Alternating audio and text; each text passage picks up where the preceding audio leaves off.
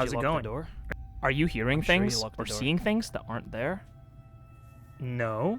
Well, good. That means that lockdown hasn't driven you to insanity yet. Isolation can definitely cause loneliness. For some people, it might be preferred. This is called solitude. So we actually don't know what causes loneliness. The fact that it varies in adults and children means that there is an underlying amount of things that it could have been. For children, it might be not being talked to at school. And for adults, it might be just a lack of connection in general with other people. The simple term for loneliness is wanting human connection, but feeling alone. So to get back to the whole subject of solitude, basically, it's somebody that wants to be alone for a certain period of time. I guess you could put them in the bracket of introverts. When the person's done being alone, they usually connect back up with people. Loneliness in general can have long-term effects on the body. What, you may be asking? Things like coronary heart disease and stroke, to name a few. According to this article, loneliness and social isolation was linked to a 30% increase risk of death.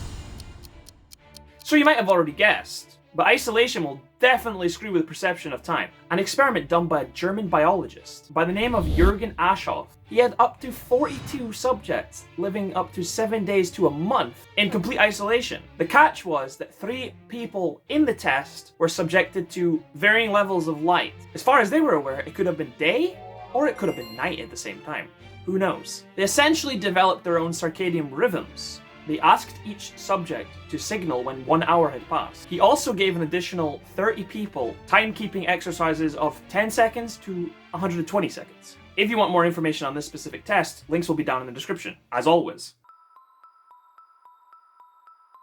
So another thing that can be caused by complete isolation is hallucination, as we've saw in the start of this video. According to the main NHS website, hallucinations are a thing that are caused by various factors. One of the main causes is psychological disorders, such as schizophrenia, or maybe Alzheimer's. However, they also tend to manifest when there's a lack of brain stimulation. So you can understand why, in complete isolation, you might start to hear and see stuff. Of course, taking illegal drugs and also lack of sleep will also be a factor for hallucinations. Hallucinations come in a variety of different types, such as auditory. You start to hear voices, and then visuals. You start to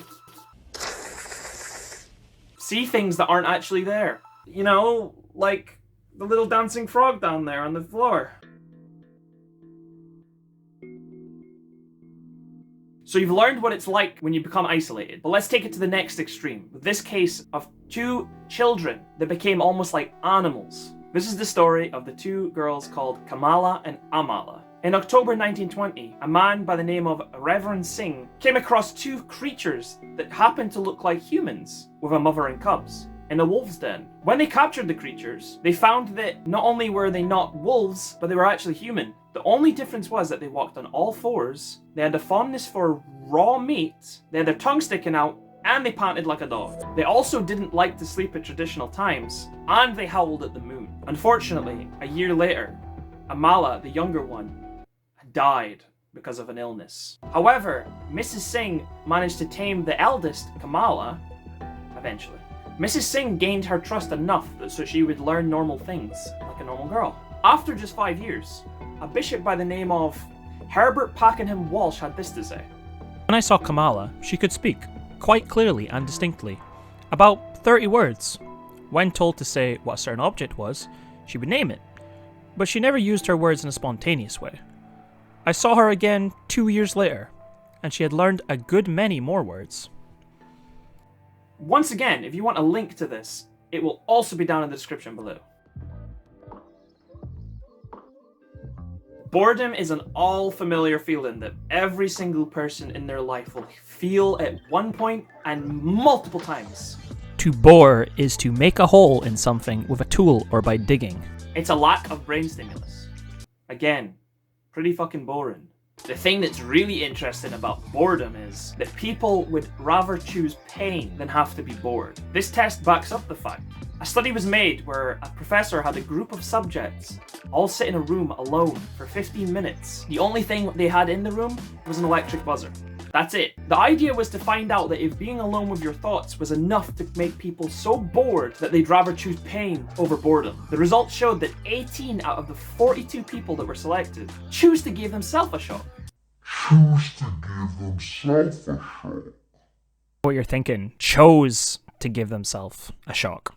Not only this, but they found that men were more likely than women. Now, this was originally going to be another video, but I'll leave you with this video instead, which is known as one of the most boring-ass videos on YouTube. In some of your different fonts, you might not even be able to recognize it. Almost looks like an oriental figure.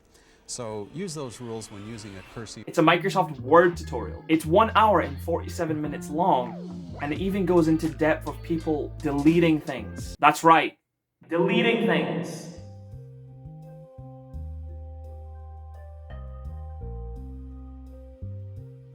As the name would imply, sensory deprivation is depriving yourself of all your senses so you can relax a bit more.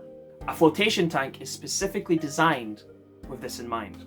It's a specially designed bath that has heated salt water, which lets you float and almost lose yourself in the feelings. Usually it's closed, so it deprives your senses even more because it's in complete darkness. But most of the time there might be some relaxing spa music playing. Because of the lack of visual stimuli, hallucinations tend to happen. Some may even experience ego death. Now, if you want to do this all yourself in your own house, well, I've got a thing for you. It's called the Ganzfeld Effect. Now, something you can do right now, you'll need a ping pong ball and some red LED lights. Now, if you're like me, you've probably already got LED lights, such as these things right here. You'll want to take the ping pong ball and you want to cut it in half and place them over your eyes like this. If you don't have a ping pong ball, you can also use a supplement such as a piece of paper and then fashion it into some sort of sleep mask. Anything that will cover your eyes is good enough. Anyway, you just have to lay down in your bed, put the thing on, shine a red light in your face, but not too bright because you don't want to blind yourself, of course, and then lay there for about 10 to 20 minutes. Within those 10 to 20 minutes, you should start hallucinating. It could be visual, or it could be auditory, or you could even have both. I personally would get ping pong ball just so I can try this myself. Anyway guys, if you've enjoyed watching the video, please hit that like and subscribe button. And also, if you like that, check out this other content. Whoa, there? I don't know.